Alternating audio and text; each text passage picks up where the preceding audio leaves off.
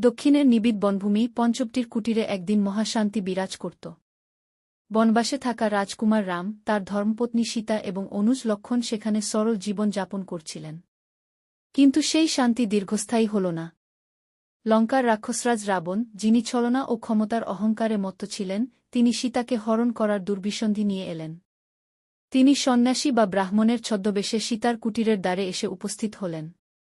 যখন সীতা সরল বিশ্বাসে তাকে ভিক্ষা দিতে এলেন, তখনই রাবণ তার আসল রূপ ধারণ করে বলপূর্বক সীতাকে হরণ করে লঙ্কাপুরীর দিকে উড়ে গেলেন। রাম ও লক্ষণ ফিরে এসে যখন সীতাকে দেখলেন না, তখন তাদের হৃদয়ে গভীর শোক ও উৎকণ্ঠা জন্মাল। শুরু হল এক উন্মত্ত অনুসন্ধান। বন-জঙ্গল, পাহাড়-পর্বত ঘুরে বেড়াতে লাগলেন তারা।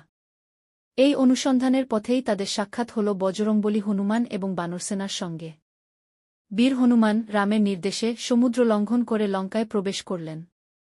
সেখানে তিনি রাবণের প্রাসাদ ও বাগান তন্ন তন্ন করে খুঁজলেন এবং অবশেষে দেখলেন অশোক উদ্যানে, অর্থাৎ অশোক বনে, বন্দিনী সীতা পাহারার মধ্যে বসে আছেন। হনুমান তাকে রামের বার্তা দিয়ে এলেন। সীতার সন্ধান পাওয়ার পর রামের নির্দেশ ও বানরসেনার অক্লান্ত পরিশ্রমে ভারত ও লঙ্কার মাঝের বিশাল জলরাশির উপর সৃষ্টি হল এক অবিশ্বাস্য সেতুবন্ধন। এই সেতুর পথ ধরেই রাম, লক্ষণ এবং বিশাল বানরবাহিনী লঙ্কার উদ্দেশ্যে যাত্রা করলেন।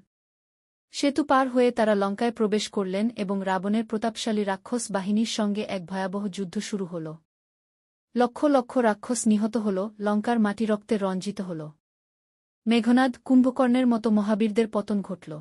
অবশেষে ধর্ম আর অধর্মের সেই চূড়ান্ত যুদ্ধে দশানন রাবণের সঙ্গে রামের প্রবল যুদ্ধ হল।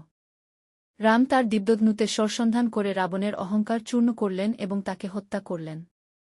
রাবণের মৃত্যুর পর আনন্দের বার্তা নিয়ে হনুমান আবার গেলেন অশোক বনে সীতাকে মুক্ত করার জন্য।